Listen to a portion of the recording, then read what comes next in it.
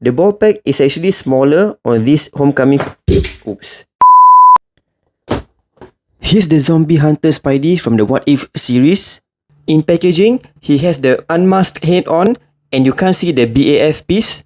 Here's the back of the box with the cartoon artwork from the series, with the short bio, and the rest of the figures in the wave. The side of the box has the same picture as the back. There's the Watchers logo at the top of the box because he's from the What If series. And here's the bottom. Here's the figure on the in tray. And here's the BAF at the bottom, which looks like a naked leg. The cardboard has a vague picture of a tree and a building.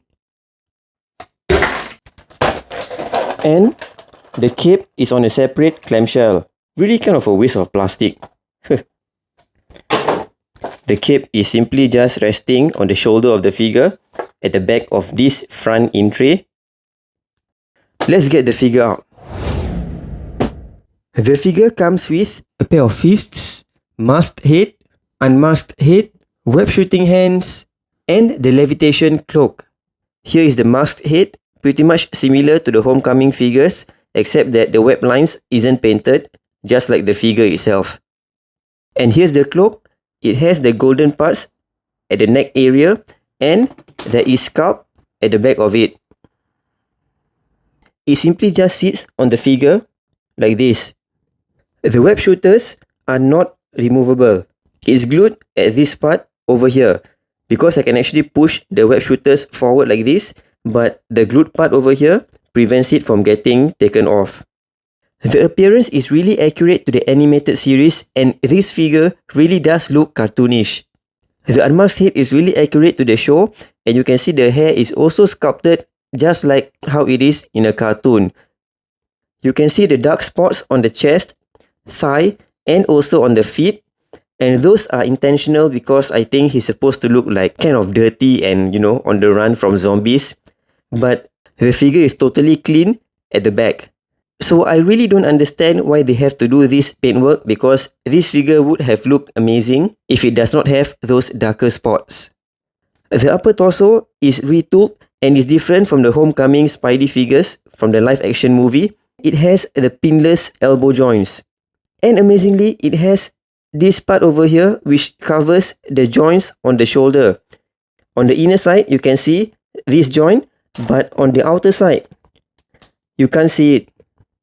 What took so long for Hasbro to actually do this? They should do this for all the figures from now onwards, hiding the joints.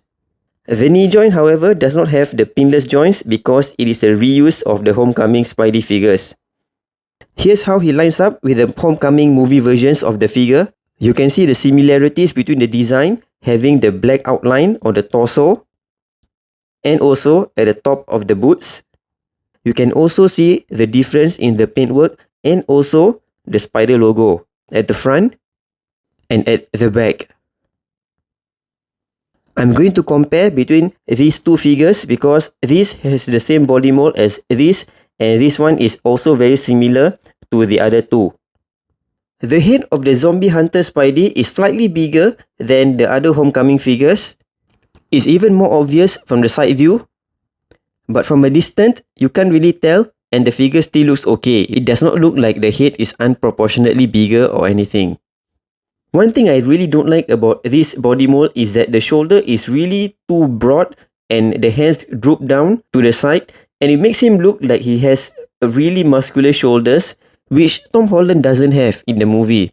He really kind of have a square shoulder to me. So I definitely prefer this body shape, although it is lacking the shoulder butterfly joint, but at least it makes the arm and the shoulder look more like Tom Holland's Spidey. You can see that the arm of the Homecoming Spidey is lower compared to the Zombie Hunter Spidey. The arms are also different. This is pinless as mentioned earlier, and the previous one isn't, and the shoulders covering the joints unlike the Homecoming figure. Again, moving forward, I really do hope that Hasbro does this for all the figures.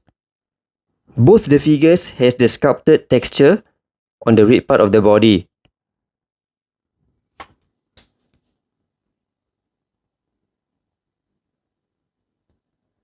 The web shooters on the Homecoming Spidey is black in color, and for this figure, it is sculpted on the wrist itself. But for the Zombie Hunter Spidey, it is actually silver in the show, but the figure that we got is really dull grey. The web shooter does look a bit more fancy. You can see that there is a bit more design on the outer side, unlike the Homecoming version. And here's how the web shooters look like on the inner side. I think the one on the Homecoming looks a bit better, but yeah, both of them looks okay. The back of the figure is similar, but it's definitely simpler on the Zombie Hunter Spidey because it does not have the shoulder butterfly joint and it doesn't have all the joint cuts unlike the Homecoming Spidey. You can also see that the torso of the Homecoming Spidey is slightly shorter compared to the Zombie Hunter Spidey. Although the upper torso of the Zombie Hunter Spidey is different, from the crotch all the way to the feet, it is exactly the same as the Homecoming Spidey figures. It does have the texture just like the Homecoming figures, but of course it doesn't have these circuitry lines. The pegs of the knee joints can be seen on the Zombie Hunter Spidey just like the Homecoming Spidey, and the sculpt of the boots is really the same. It's just that the black paintwork over here is not painted on this side, but you can see the sculpt on it. And for the Zombie Hunter Spidey, the top part here, the black paintwork is thicker compared to the Homecoming Spidey. So yeah, the crotch and the legs are exactly the same except for a slight retool on the web lines of the figures. Articulation, able to look up this high and down. It cannot tilt left and right, and it is still on the hinge joint and not on the barbell ball joint. Arms go up sideways this much. Bicep swivel, double hinge, elbow joint, pinless, wrist hinge, and swivel. Ab crunch forward this much to the front and back. Waist swivel.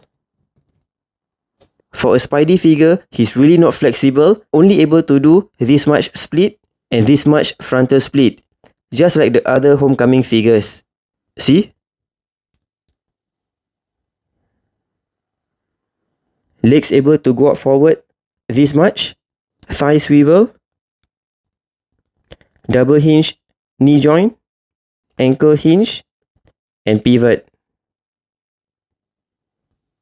For a Spidey figure, articulation could have been a bit better. Here's the figure with the Tom Holland head.